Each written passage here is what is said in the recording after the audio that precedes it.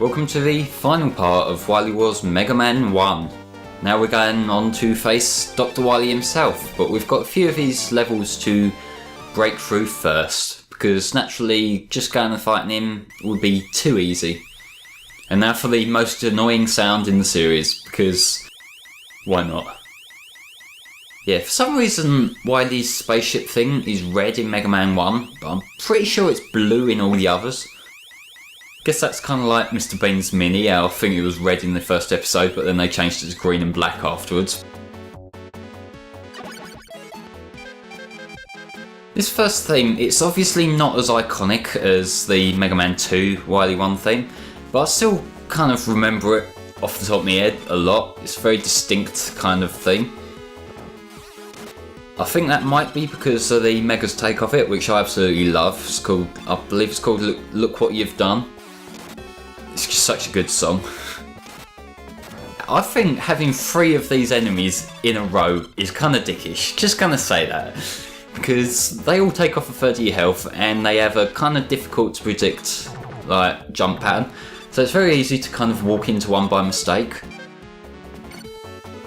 And look, these ice sections, which I don't know how freezing fire like this works, it just sort of does. I know I'm probably looking into things that I shouldn't waste my time looking into, but who knew that the game about a little cartoon robot just like saving the world would be unrealistic? It just doesn't make sense to me. I expect realism from this kind of game. I'm being sarcastic, obviously. And yes, as you would have guessed, this section lagged out the NES game, so it's sure as hell gonna lag out this version. Because like, it's the Wily stages in particular where you start really noticing the slowdown, which is kind of a shame. I wish this like port had been more technically sound, because overall like it's a good idea to have a 16-bit port of these games, but like if it's gonna slow down, what's the point? You know? I think I'm going to cheese my way across with a magnet beam a lot here. And there I was. I deliberately fell down there to demonstrate the spike glitch not being there. Obviously. Totally wasn't a cock up. Them things, them energy pellets, they don't respawn in this version. They did in the original. So if you cock up here, your only way to go back, like to give it another shot, is to grind. Which I think you kind of might have to game over to do so, or at least like die. And I am making this look a lot more difficult than it is here. This was a really clunky run of this. But never mind. Guess I can't be very good at video games all the time. Or ever. And it's everybody's favourite boss. Remember how fast this went in the NES version? Yeah. And I'm still gonna die to this guy. I think I went in with less health than I'm comfortable with, so I'm gonna just take the hit and die so I can start again. I know it's cheap as hell, but that's a good tactic I tend to use when I'm kind of half health or less, or at least like not a reasonable amount of health. I tend to just go into the boss, take all the hits, die, and then I can go back in with a full health bar. This game doesn't have the pause trick that I so shamelessly abused in the original one, so I'm gonna have to actually, God forbid, play the boss for myself and not cheat like a casual. But yeah, you would think that having the slowdown would make this easier, but I've noticed it seems to be kind of inconsistent slowdown, which makes it so much harder to time yourself.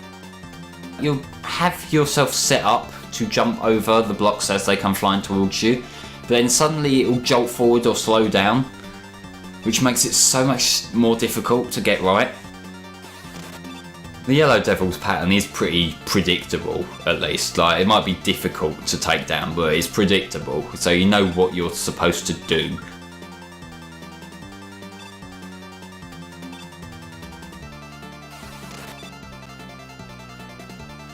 I'm sorry, Yellow Devil, eye for an eye on all that, I have to shoot you in the eye.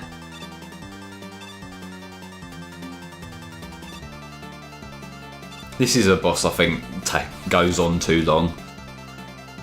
And they do bring it back again in 3, and there's also a similar boss in what's it called? Mega Man and Bass, or Rockman and Forte. I reckon whenever we get to Mega Man and Bass on the channel, it'll probably be the Super Nintendo Japanese version I'll be playing, just because I don't like the screen crunch on the Game Boy Advance, and obviously I want to try to avoid the Game Boy Advance music where I can.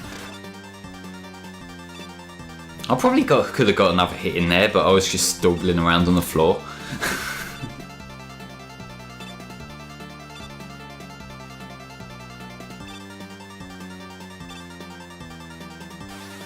I'm not sure what the kind of inspiration for the Devil series bosses are, because I know in this one there's obviously the Yellow Devil, there's the Yellow Devil Mark II, it's called in Mega Man 3.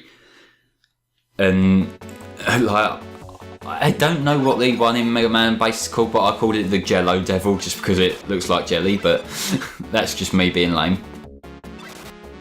And look at these annoying green enemies that fly above and generally dick you over. These are probably even more annoying than the enemies from that one section in Airman stage.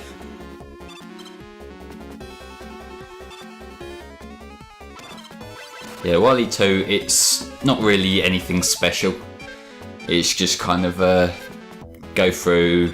There's some bosses to come, like boss rushes, but not yet. Oh, yeah, it is yet. Why am I talking like a dumbass? I have no clue why I thought to use Fireman's weapon here. It doesn't really do much more, but it seems to be working, so I guess I'll roll with it for now. This is what happens when I record Mega Man games in one sitting. Towards the end of the games, I tend to do some proper dumb shit.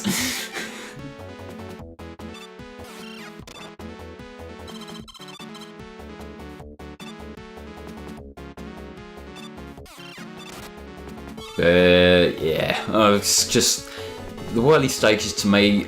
I've never really liked the Wily stage sections of Mega Man games. I don't think in any Mega Man game really. There's some that I prefer to others. Like, as much as I love Mega Man 2, the Mega Man 2 Wily stages, there are some pretty dickhead sections in them that I could really do without. I come to mention it, I'll tell a lie, I do quite like the Mega Man 3 Wily stages. They're easy as hell. I think that might be why. Because obviously I said in the original Mega Man 3 playthrough, I don't like the Doc Robot stages in that game. So once I'm done with them, and I'll just have the really easy Wily stages to kind of plough through in no time at all. It's kind of a breath of fresh air. And I know it seems pretty scrubbish, but never underestimate how much fun a little bit of easy gameplay in an otherwise somewhat challenging game can be. It's like you kind of had your fill of hard stuff, but then you want to go just chill out for a bit before you get to another hard level. It's kind of like I'll take it, Casino Night stage in Sonic 2 really. You've been doing the other levels thing, you can just rush through Casino Night with no effort whatsoever.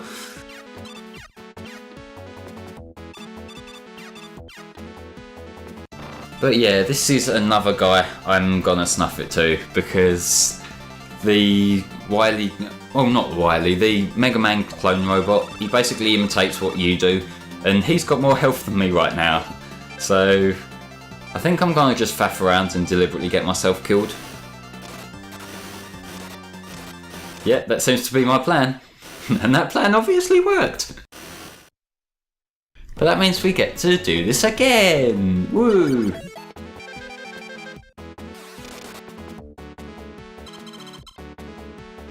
What we'll say is I'm glad that it starts you right in front of the boss though. It's one thing that annoys me in certain games when like you die and you go miles back. I think having checkpoints generously placed is something that I will always appreciate in games.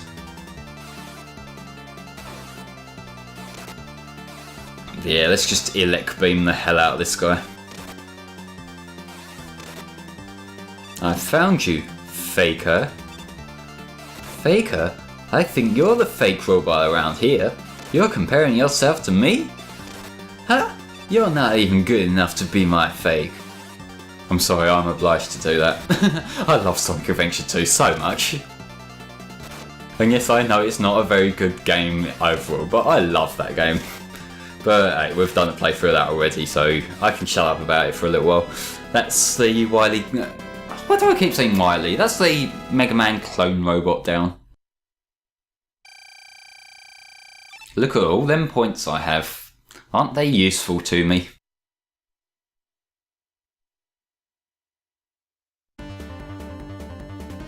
And now we're in the sewer. Lovely. At least I think it's sewer. At least because like it starts pumping water through it later on, which is not exactly pleasant. But yeah, as you can see, I'm sticking to my old technique of just run and hope for the best. And we're going to get some penguins flying through the sewer.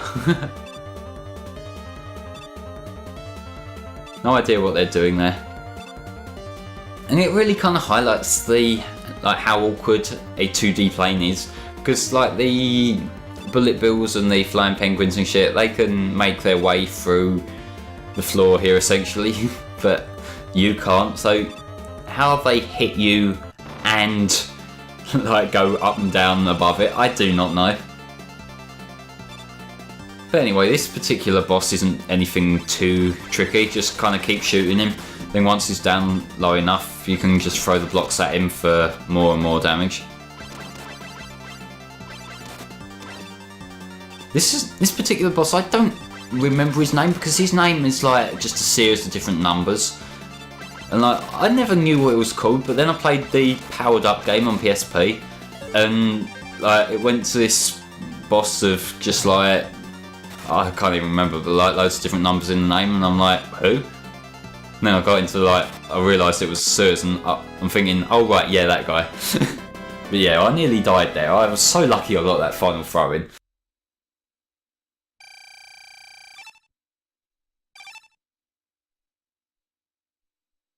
Level cleared.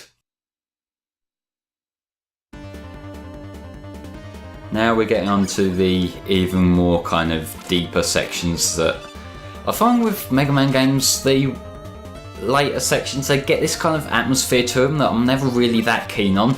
There's a kind of thing where you're inside a base that makes certain levels less and less interesting. Because like when you're outside, you've got all different things you can do with it, but once you're in an evil base, there's only so much you can do with an evil base, I think. Like granted, they could be a bit more creative, like maybe one time Wily's in a lava base, or maybe another time he's in a completely underwater base, something like that, but they don't, and so it makes it less and less interesting each game. And I think overall the Mega Man series kind of does suffer a bit with how many like games there are in sequence, because obviously the concept of Mega Man is very similar each time, and I get that and I appreciate that. And if there was a new Mega Man game, I would kind of want it to stay the same. But when you play through so many of the games so shortly after each other, you notice, and you notice a lot of how repetitive stuff was. But that little red thing that I just picked up, that's the only one of those items in this game.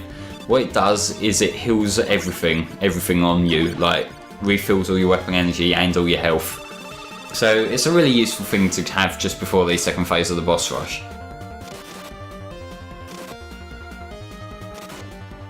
Bomb Man's back for another go. Just use Fireman's weapon on him. He goes down like a piece of piss. This game, it is kind of harder in the boss rush regard than a lot of the later games because you don't have E-tanks in this game. Whereas in the other games you can fight a boss, heal up if need be, fight another boss. And a lot of the other boss rushes, all the enemies drop a health pellet as soon as you kill them as well, so you got that little extra bit of help as well. But not in this game. This game you just got to plough through them in one sitting. Luckily we have Iceman now, who, as we noticed before, goes down in 3 hits because he stands no chance. But still, you know the point I'm making. And hi again, Gutsman. Is it time to blow you up again? It looks like it is.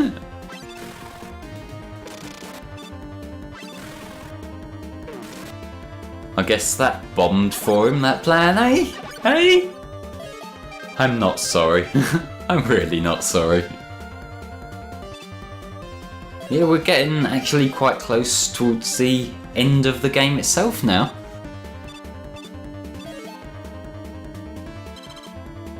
Yeah, I was kind of debating with myself whether I wanted to pick that up or not. Yeah. This is the final boss of this game. It has a couple of phases. It's actually kind of difficult to a certain degree. But anyway, I died, so let's start at boss again. I can do it with full health this time without having to worry about not taking like 2 hits, which is always really useful. Yeah, to start off with, I believe I'm just going to plough away at the cockpit with Electman's weapon. Electman's weapon, it does quite a lot of damage to this guy. I think it's like taking off 3 pellets at a time off of his health bar. So the first phase goes down like no one's business. So I think these Mega Man bosses, like the final bosses against Wily, they always seem to have like this whole bait and switch thing where like you think it's easy because the first phase goes down anyway, but then you get a section like this where you got to really be careful that you don't take too much damage. Because some things, they do get you, those like projectiles he's shooting out, as demonstrated by me. And that's Wily dead. Well, not dead, but he's kind of collapsed on the floor like a pussy.